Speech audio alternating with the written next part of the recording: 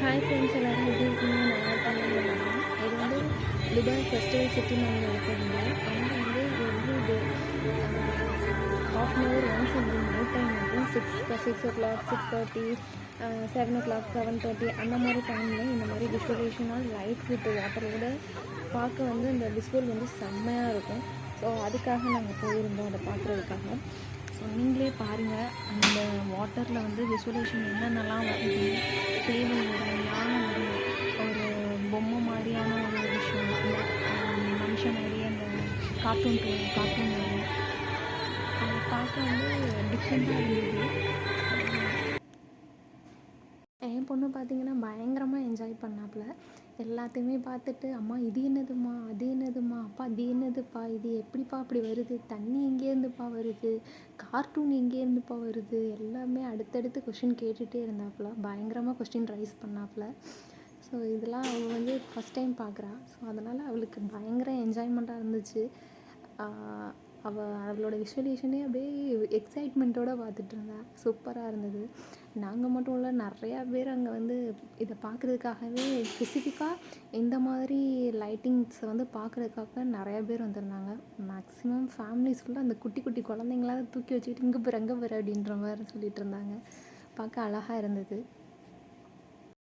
இதை வந்து இந்த வீடியோஸை வந்து நான் டிஃப்ரெண்ட்டான ஆங்கிளில் எடுத்திருப்பேன். ஒன்று வந்து கிட்டத்தில் இருந்து எடுத்தேன், இன்னொன்று வந்து இன்னும் கொஞ்சம் வீடியோஸ் வந்து நான் தூரத்தில் இருந்து எடுத்தேன். அப்புறம் பார்த்திங்கன்னா கொஞ்சம் நடுவில் வந்து மிடில் வந்து நின்றுட்டு எடுத்தேன். ஒரு சில கிளிப்ஸ்லாம் பார்த்திங்கன்னா என்னோட ஹஸ்பண்டோட ஃபோன்லேருந்து எடுத்தது. ஸோ அது வந்து சைடில் நின்று எடுத்தது. ஸோ நிறையா விதமான ஆங்கிளில் எடுத்திருப்பேன். பாருங்கள் நீங்கள். உங்களுக்கு பிடிச்சிருக்கா என்னன்னு நீங்கள் சொல்லுங்கள். எந்த மாதிரி இருந்துச்சு, உங்களுக்கு பார்க்கும்போது எப்படி இருந்துச்சுன்னு உங்களோட ஃபீலிங்ஸை சொல்லுங்கள் கமெண்ட் பாக்ஸில். ஸோ நம்ம அதை பற்றி பேசுவோம், டிஸ்கஸ் பண்ணுவோம்.